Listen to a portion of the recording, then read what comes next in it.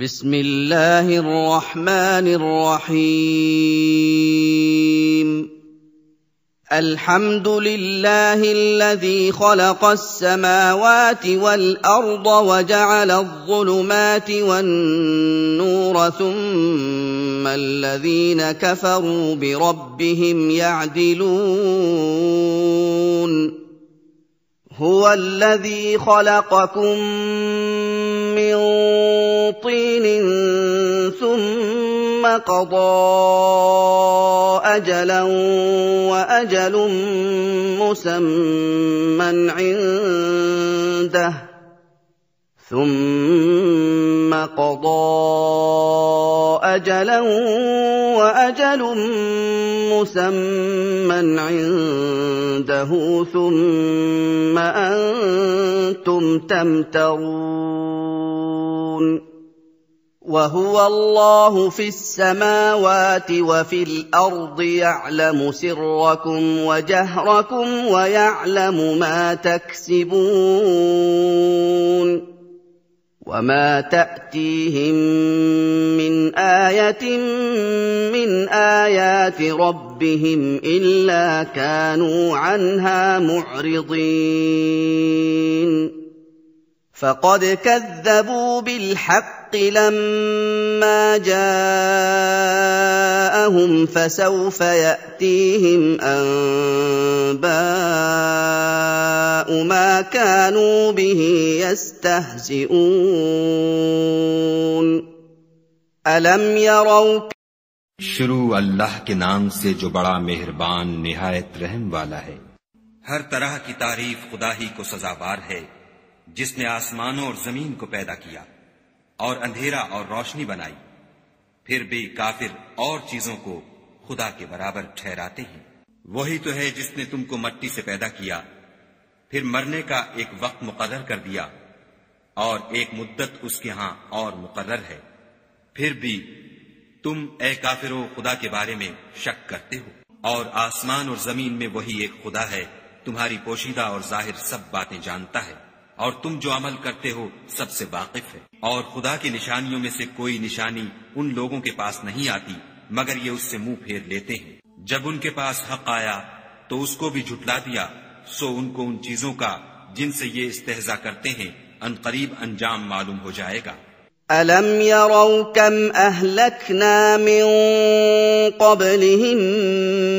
من قرن مكناهم في الأرض ما لم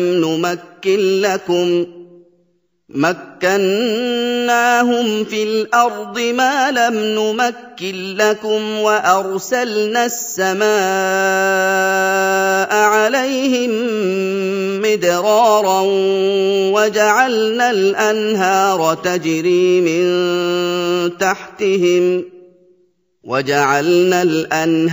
تجري من تحتهم فأهلكناهم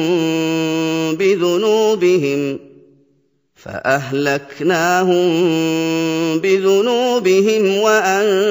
وأنشأنا من بعدهم قرنا آخرين ولو نزلنا عليك كتابا في قرطاس فلمسوه بأيديهم لقال الذين كفروا إن هذا إلا سحر مبين وقالوا لولا أنزل عليه ملك ولو أنزلنا ملكا لقضي الأمر ثم لا ينظرون ولو جعلناه ملكا لجعلناه رجلا وللبسنا عليهم ما يلبسون ولقد استهزئ برسل من قبلك فحاق بالذين سخروا منهم ما كانوا به يستهزئون قل سيروا في الأرض ثم انظروا كيف كان عاقبة المكذبين کیا انہوں نے نہیں دیکھا کہ ہم نے ان سے پہلے کتنی امتوں کو ہلاک کر دیا جن کے پاؤں ملک میں ایسے جما دیے تھے کہ تمہارے پاؤں بھی ایسے نہیں جمائے، اور ان پر آسمان سے لگاتار مہ برسایا اور نہریں بنا دیں جو ان کے مکانوں کے نیچے بہ رہی تھیں، پھر ان کو ان کے گناہوں کے سبب ہلاک کر دیا اور ان کے بعد اور امتیں پیدا کر دیں۔ اور اگر ہم تم پر کاغذوں پر لکھی ہوئی کتاب نازل کرتے اور یہ اسے اپنے ہاتھوں سے ٹٹول بھی لیتے تو جو کافر ہیں وہ یہی کہہ دیتے کہ یہ تو صاف اور صریح جادو ہے، اور کہتے ہیں کہ ان پیغمبر پر فرشتہ کیوں نازل نہ ہوا جو ان کی تصدیق کرتا۔ اگر ہم فرشتہ نازل کرتے تو کام ہی فیصل ہو جاتا، پھر انہیں مطلق مہلت نہ دی جاتی۔ نیز اگر ہم کسی فرشتے کو بھیجتے تو اسے مرد کی صورت میں بھیجتے، اور جو شبہ اب کرتے ہیں اسی شبے میں پھر انہیں ڈال دیتے۔ اور تم سے پہلے بھی پیغمبروں کے ساتھ تمسخر ہوتے رہے ہیں، سو جو لوگ ان میں سے تمسخر کیا کرتے تھے ان کو تمسخر کی سزا نے آ گھیرا۔ کہو کہ اے منکرین رسالت، ملک میں چلو پھرو، پھر دیکھو کہ جھٹلانے والوں کا کیا انجام ہوا۔ قل لمن ما في السماوات والأرض قل لله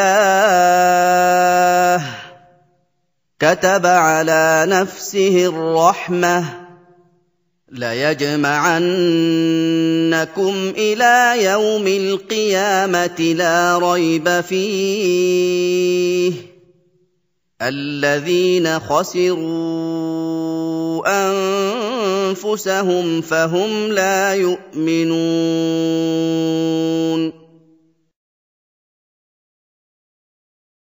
وله ما سكن في الليل والنهار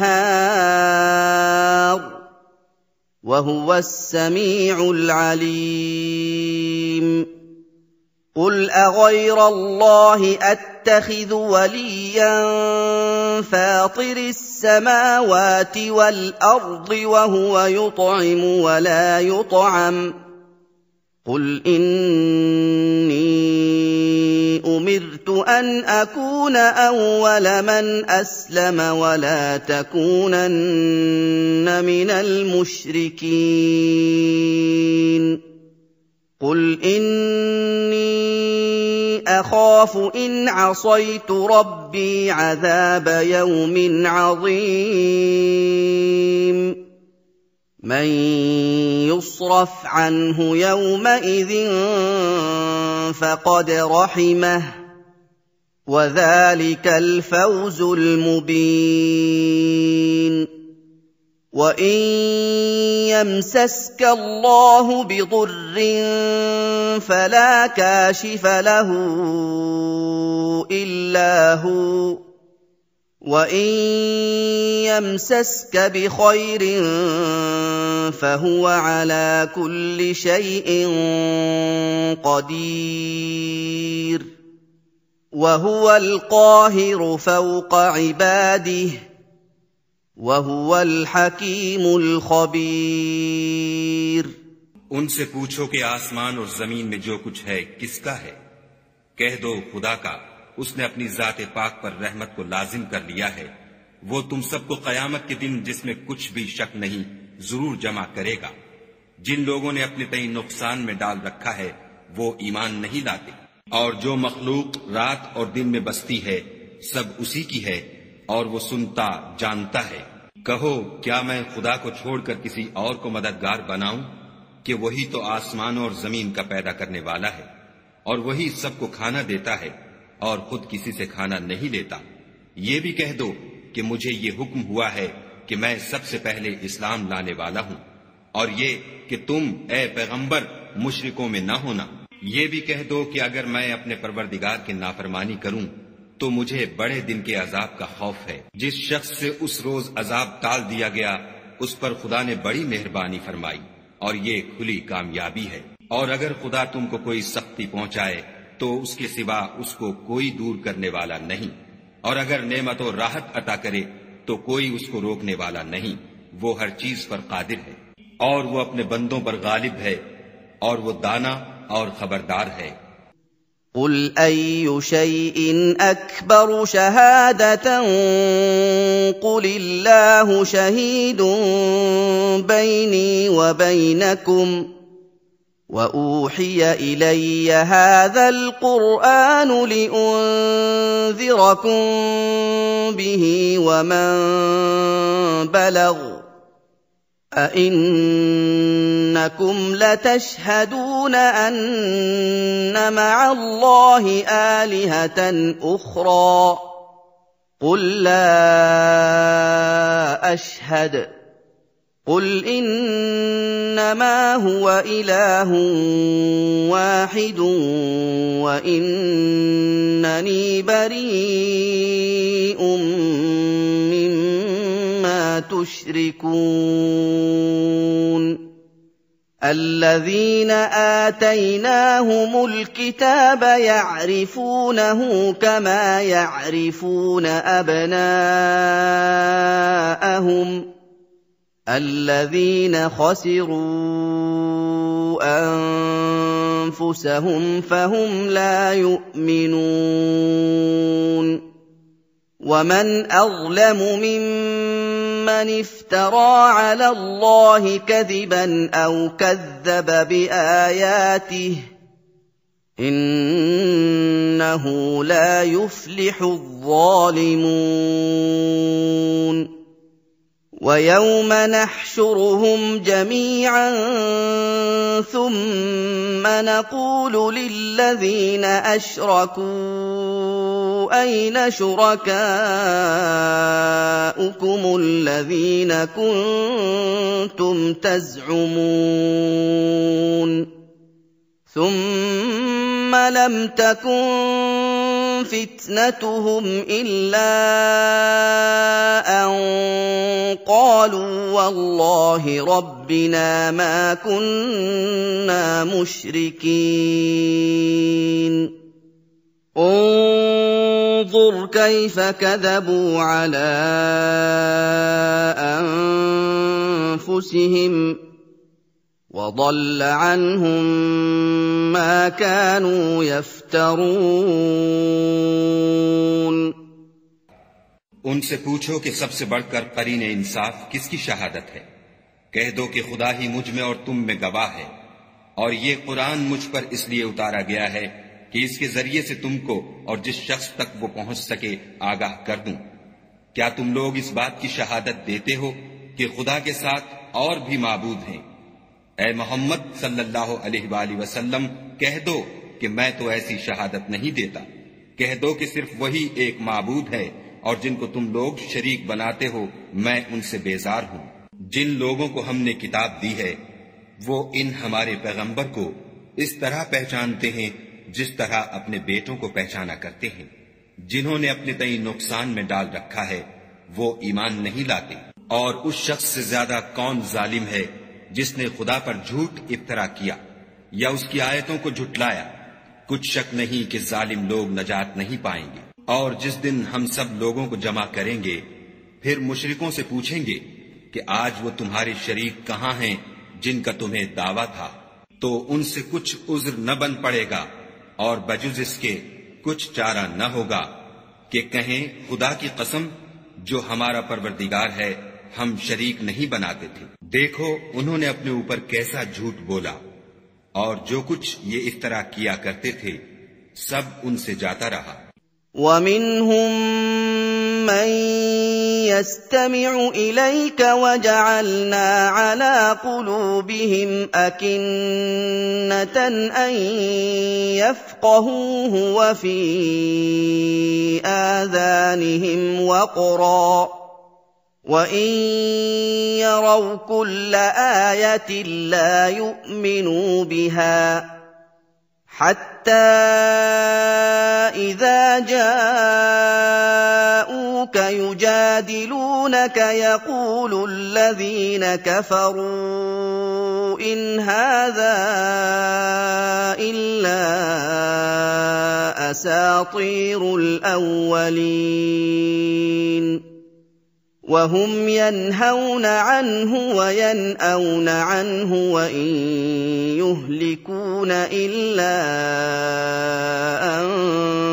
أنفسهم وما يشعرون ولو ترى إذ وقفوا على النار فقالوا يا ليتنا نرد ولا نكذب بآيات ربنا ونكون من المؤمنين بل بدا لهم ما كانوا يخفون من قبل ولو ردوا لعادوا لما نهوا عنه وإنهم لكاذبون وقالوا إن هي إلا حياتنا الدنيا وما نحن بمبعوثين और उनमें बाज ऐसे हैं कि तुम्हारी बातों की तरफ कान रखते हैं और हमने उनके दिलों पर तो पर्दे डाल दिए हैं कि उनको समझ न सके और कानों में सकिल पैदा कर दिया है कि सुन न सके और अगर ये तमाम निशानियां भी देख लें तब भी तो उन पर ईमान न लाएं यहां तक कि जब तुम्हारे पास तुमसे बहस करने को आते हैं तो जो काफिर हैं कहते हैं ये कुरान और कुछ भी नहीं सिर्फ पहले लोगों की कहानियां हैं वो इससे औरों को भी रोकते हैं और खुद भी परे रहते हैं मगर इन बातों से अपने आप ही को हलाक करते हैं और इससे बेखबर हैं। काश तुम उनको उस वक्त देखो जब ये दोजख के किनारे खड़े किए जाएंगे और कहेंगे कि ऐ काश हम फिर दुनिया में लौटा दिए जाएं ताकि अपने परवरदिगार की आयतों की तकजीब न करें और मोमिन हो जाएं। हाँ, ये जो कुछ पहले छुपाया करते थे आज उन पर जाहिर हो गया है और अगर ये दुनिया में लौटाए भी जाएं तो जिन कामों से उनको मना किया गया था वही फिर करने लगे। कुछ शक नहीं कि ये झूठे हैं और कहते हैं कि हमारी जो दुनिया की जिंदगी है बस यही जिंदगी है और हम मरने के बाद फिर जिंदा नहीं किए जाएंगे। वलौ तरा इज़ वक़िफ़ू अला रब्बिहिम क़ाल अलैस हाज़ा बिलहक़्क़ قالوا بلى وربنا قال فذوقوا العذاب بما كنتم تكفرون قد خسر الذين كذبوا بلقاء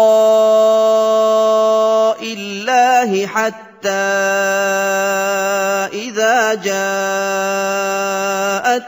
الساعة بغتة قالوا يا حسرتنا على ما فرطنا فيها وهم يحملون أوزارهم على ظهورهم ألا ساء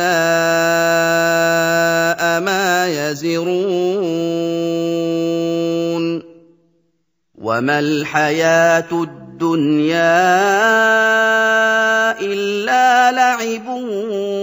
ولهو وللدار الآخرة خير للذين يتقون أفلا تعقلون قد نعلم إنه ليحزنك الذي يقولون فإنهم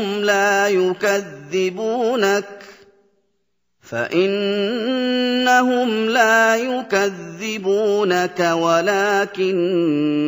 الظالمين بآيات الله يجحدون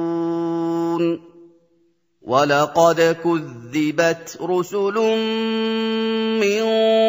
قبلك فصبروا على ما كذبوا وأوذوا حتى أتاهم نصرنا ولا مبدل لكلمات الله ولقد جاءك من نبأ المرسلين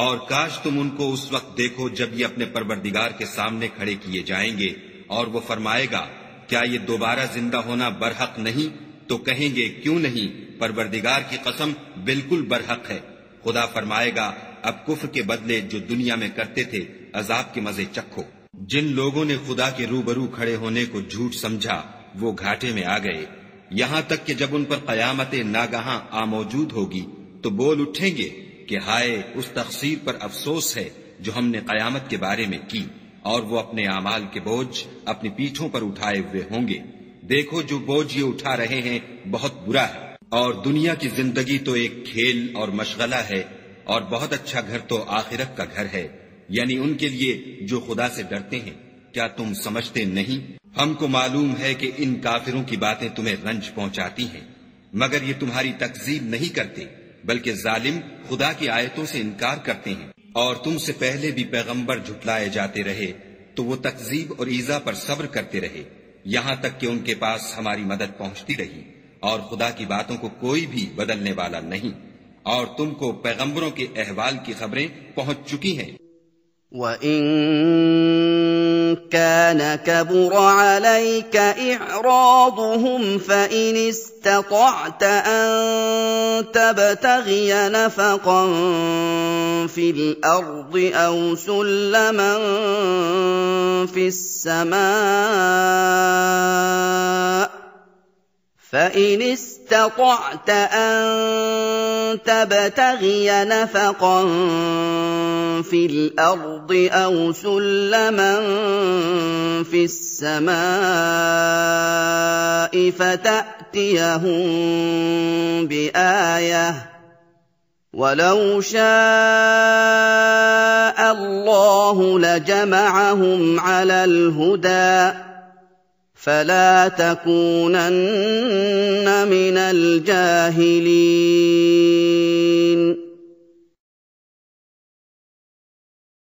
إِنَّمَا يَسْتَجِيبُ الَّذِينَ يَسْمَعُونَ وَالْمَوْتَىٰ يَبْعَثُهُمُ اللَّهُ ثُمَّ إِلَيْهِ يُرْجَعُونَ وَقَالُوا لَوْلَا نُزِّلَ عَلَيْهِ آيَةٌ مِّن رَّبِّهِ قُلْ إِنَّ اللَّهَ قَادِرٌ عَلَىٰ أَن يُنَزِّلَ آيَةً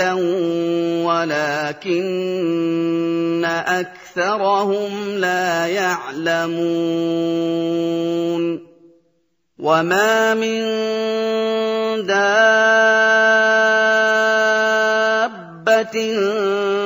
فِي الْأَرْضِ وَلَا طَائِرٍ يَطِيرُ بِجَنَاحَيْهِ إِلَّا أَمْثَالُكُم مَا فَرَّطْنَا فِي الْكِتَابِ مِن شَيْءٍ ثُمَّ إِلَىٰ رَبِّهِمْ يُحْشَرُونَ وَالَّذِينَ كَذَّبُوا بِآيَاتِنَا صُمٌّ وَبُكْمٌ فِي الظُّلُمَاتِ مَن يَشَإِ اللَّهُ يُضْلِلْهُ وَمَن يَشَأْ يَجْعَلْهُ عَلَىٰ صِرَاطٍ مُّسْتَقِيمٍ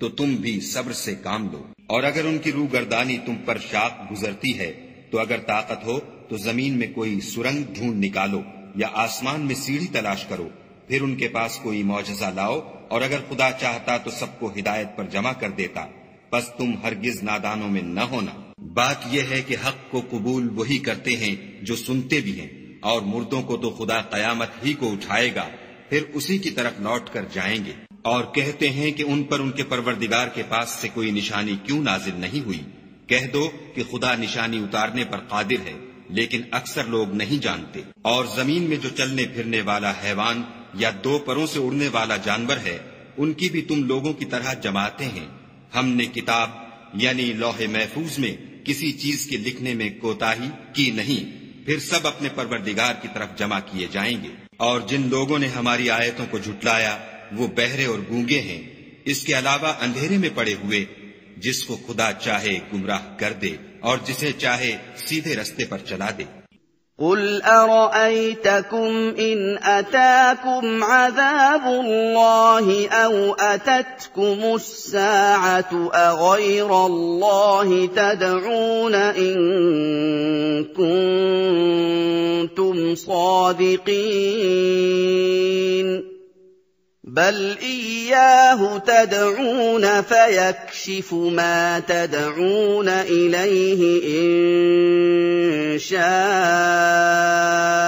وَتَنسَوْنَ مَا تُشْرِكُونَ وَلَقَدْ أَرْسَلْنَا إِلَىٰ أُمَمٍ مِّن قَبْلِكَ فَأَخَذْنَاهُم بِالْبَأْسَاءِ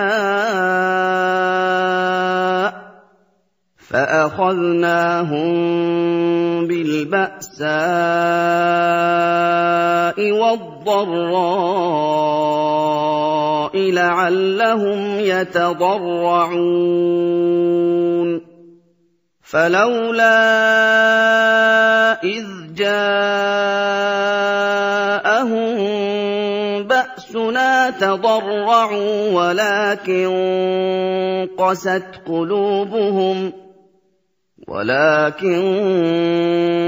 قَسَتْ قُلُوبُهُمْ وَزَيَّنَ لَهُمُ الشَّيْطَانُ مَا كَانُوا يَعْمَلُونَ فَلَمَّا نَسُوا مَا ذُكِّرُوا بِهِ فَتَحْنَا عَلَيْهِمْ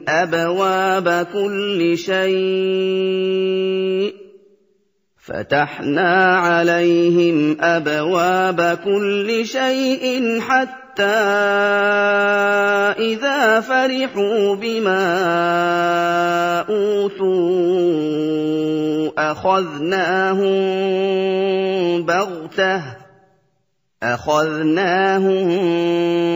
بَغْتَةً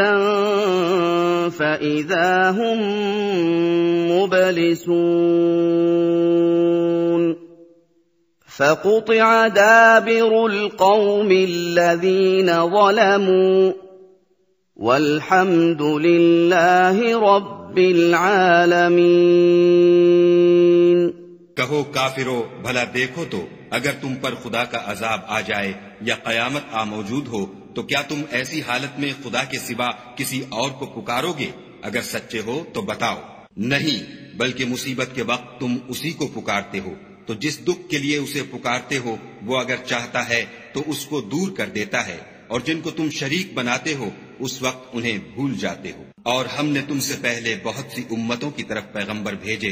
फिर उनकी नाफरमानियों के सबब हम उन्हें सख्तियों और तकलीफों में पकड़ते रहे ताकि आजिजी करें। तो जब उन पर हमारा अजाब आता रहा क्यों नहीं आजिजी करते रहे, मगर उनके तो दिल ही सख्त हो गए थे, और जो काम वो करते थे शैतान उनको उनकी नजरों में आरास्ता कर दिखाता था। फिर जब उन्होंने उस नसीहत को जो उनको की गई थी फरामोश कर दिया तो हमने उन पर हर चीज के दरवाजे खोल दिए, यहाँ तक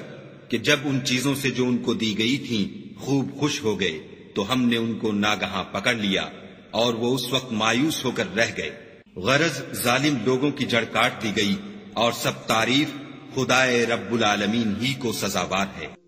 قُلْ أَرَأَيْتُمْ إِنْ أَخَذَ اللَّهُ سَمْعَكُمْ وَأَبْصَارَكُمْ وَخَتَمَ عَلَىٰ قُلُوبِكُم مَّنْ إِلَٰهٌ غَيْرُ اللَّهِ يَأْتِيكُم بِهِ انظر كيف نصرف الآيات ثم هم يصدفون قل أرأيتكم إن أتاكم عذاب الله بغتة أو جهرة هل يهلك إلا القوم الظالمون وما نرسل المرسلين إلا مبشرين ومنذرين فمن آمن وأصلح فلا خوف عليهم ولا هم يحزنون والذين كذبوا بآياتنا يمسهم العذاب بما كانوا يفسقون ان کافروں سے کہو کہ بھلا دیکھو تو اگر خدا تمہارے کان اور آنکھیں چھین لے اور تمہارے دلوں پر مہر لگا دے تو خدا کے سوا کون سا معبود ہے جو تمہیں یہ نعمتیں پھر بخشے؟ دیکھو ہم کس کس طرح اپنی آیتیں بیان کرتے ہیں، پھر بھی یہ لوگ روگردانی کیے جاتے ہیں۔ کہو کہ بھلا بتاؤ تو اگر تم پر خدا کا عذاب بے خبری میں یا خبر آنے کے بعد آئے تو کیا ظالم لوگوں کے سوا کوئی اور بھی ہلاک ہوگا؟ اور ہم جو پیغمبروں کو بھیجتے رہے ہیں تو خوشخبری سنانے اور ڈرانے کو، پھر جو شخص ایمان لائے اور نیکوکار ہو جائے تو ایسے لوگوں کو نہ کچھ خوف ہوگا اور نہ وہ اندھوناک ہوں گے، اور جنہوں نے ہماری آیتوں کو جھٹلایا ان کی نافرمانیوں کے سبب انہیں عذاب ہوگا۔